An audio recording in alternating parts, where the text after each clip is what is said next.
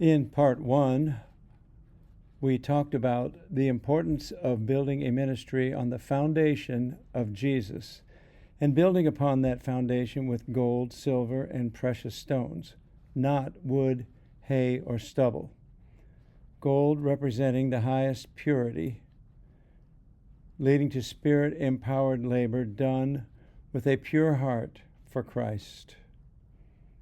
Proverbs 17:3 says, "The crucible for silver and the furnace for gold, but the Lord tests the hearts." And then silver representing refined doctrine and truthful speech. And the precious stones remind us of the jewels used in priestly breastplates, symbolizing exemplary character, holy living, and the intercessory prayers of the priesthood. In contrast, perishable materials like wood, hay, and straw ignite easily, illustrating ministry motives such as rivalry or self-promotion, not theologically based, that may achieve quick numerical success but lack eternal value and will be burned by the refiner's fire. We also talked about getting a word from the Word, a rhema from the Logos, and how to write that into a mission statement. Today, in part two of Building a Ministry, we're going to look at some basic principles and skills that you will need to develop and last as a minister. Principle number one is to have authority, you must be under authority. In Matthew chapter 8, verse 5, the Bible gives us this lesson on authority. It says, "When he," that is Jesus, "had entered Capernaum, a centurion came forward to him, appealing to him, 'Lord, my servant is lying paralyzed at home, suffering terribly.' And Jesus said to him, 'I will come and heal him.' But the centurion replied, 'Lord, I'm not worthy to have you come under my roof. But only say the word, and my servant will be healed. For I too am a man under authority. And I say to one, go, and he goes, and to another, come, and he comes, and to my servant, do this, and he does it.' And when Jesus heard this, he marveled, and said to those who followed him, 'Truly, I tell you, with no one in Israel have I found such faith.' And to the centurion Jesus said, 'Go, let it be done for you as you have believed.' And the servant was healed that very moment." So when that centurion told Jesus, "I too am a man under authority," he was recognizing that Jesus had come into this world commissioned by God. Jesus was not here merely in his own capacity as the Son of David or the Son of Mary, or even as the Son of God, but he was here as the one whom the Father had chosen, anointed, qualified, and sent to carry out a divine commission under God's authority. To have God's power and blessing in ministry, we must be under the authority of all those who he has put over us, and we must hold ourselves accountable to them. Jesus is our perfect example, and if it worked for Jesus, then it should work for us. Many times I hear creative people say they have problems with rules, but ironically, you will find that the place of greatest creativity is found when you place yourself under authority, and that's because defined boundaries provide a structured framework within which creativity can thrive. This structure can lead to greater focus, efficiency, and a more effective use of talents. Principle number two is leaders are proactive, not reactive.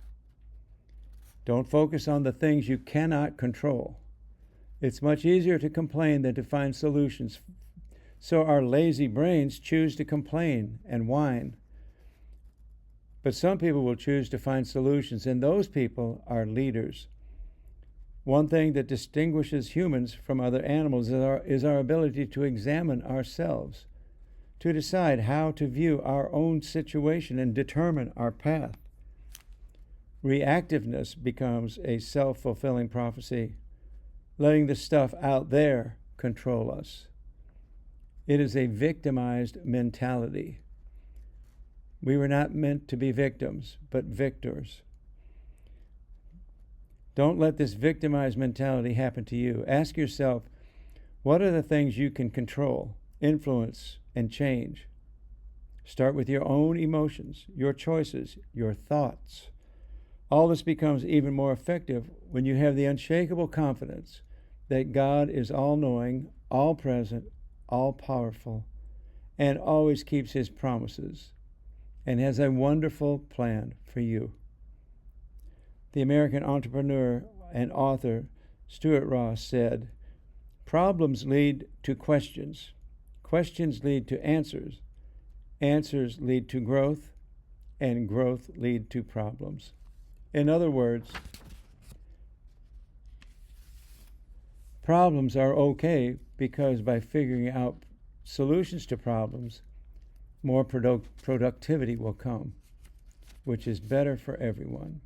Rather than sitting around on your hands listing all the reasons you can't do something, go out and plant a seed.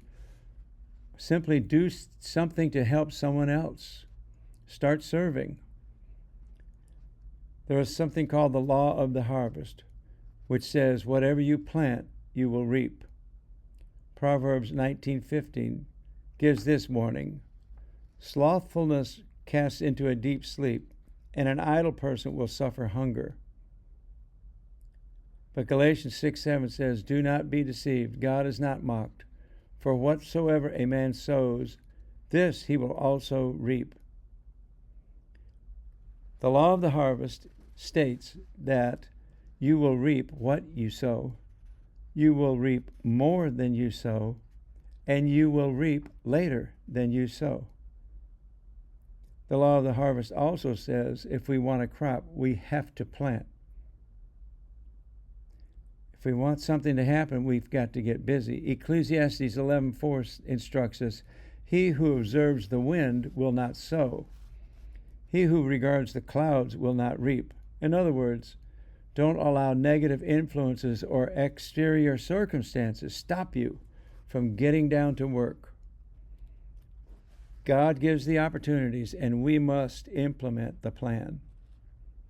Did you know to grow tomatoes takes anywhere from 60 to 100 days, depending on the variety and growing conditions? But to grow asparagus takes 2 to 3 years from planting to its first full harvest. The first year, the plant focuses on root development. The second year, it continues to grow but produces only small, thin spears that should be harvested sparingly, if at all. And by the third year, though, the plant is mature enough for a full harvest. The point is this, that some things take longer to bring fruit than others. What if the farmer gave up on his asparagus after the first year? He would certainly have missed out. Remember that some things you do will take longer to develop and to grow. When you start to get discouraged, remember, it's always too soon to quit.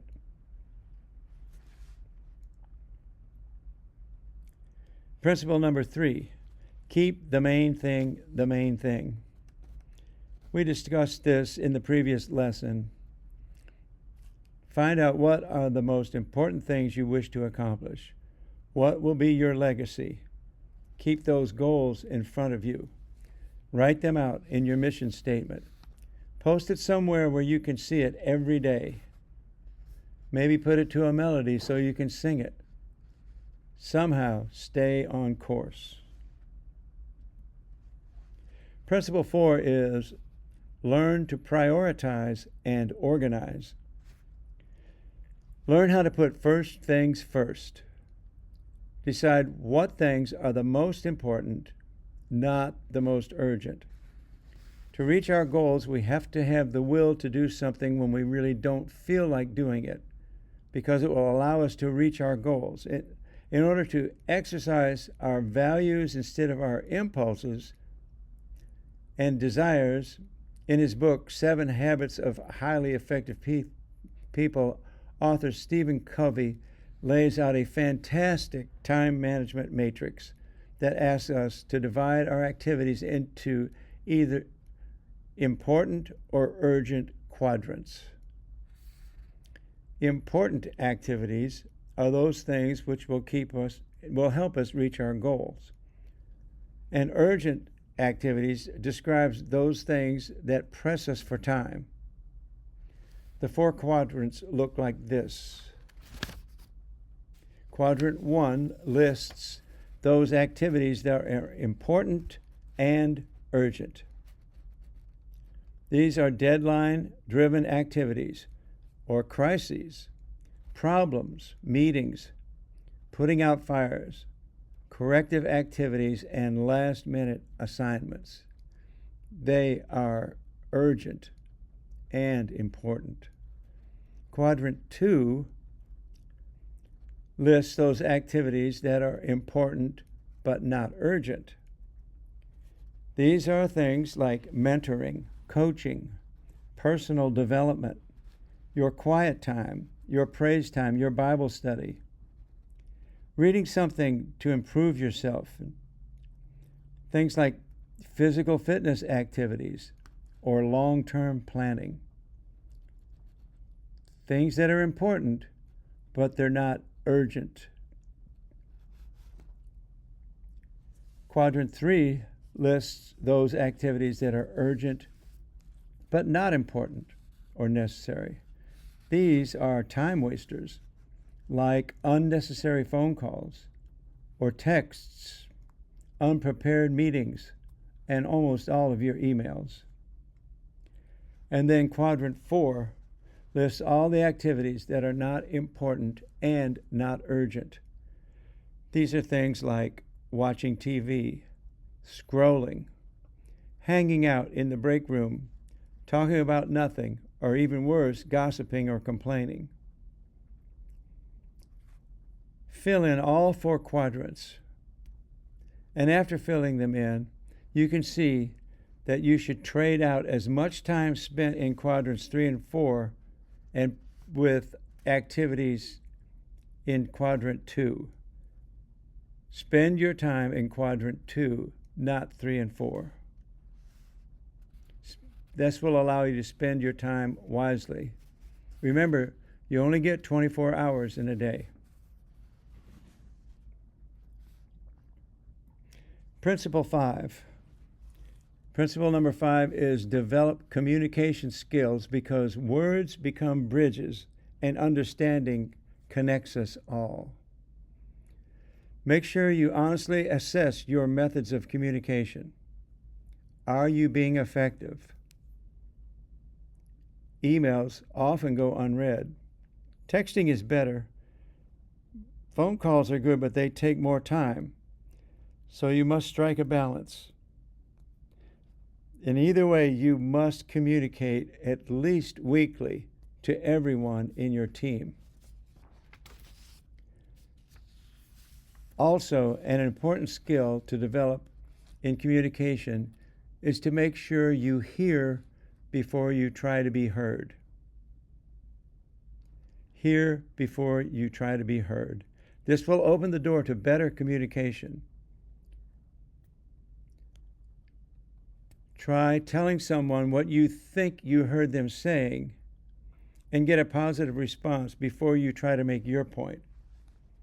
This way they will know that you have listened to them and heard them. Make it a priority to become a good and better listener. Try this little experiment. Next time you meet a new person, after you've walked away, try to say their name. If you can't, it means you didn't listen when they told you their name. Work on that. One of the most important things you can do is to remember someone's name. Principle number 6, develop your pastoral character qualities, or take time to sharpen your saw. Have you ever heard the story of the woodcutter? It's about a man who is in the forest working hard to saw down a tree. He has been at it for hours, sweating and becoming exhausted. But he's making almost no progress.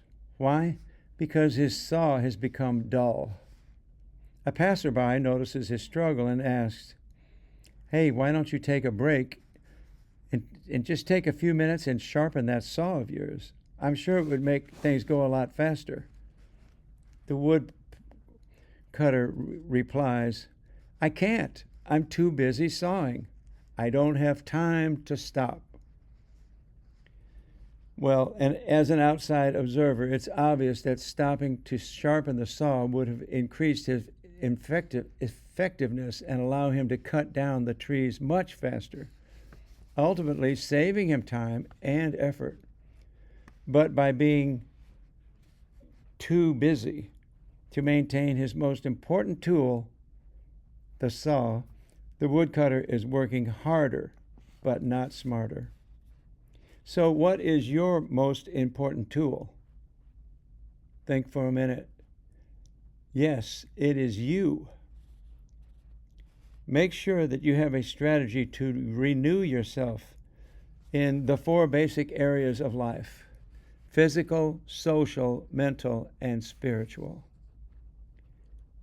In the physical arena, it's as simple as eating well, sleeping well, and exercising well.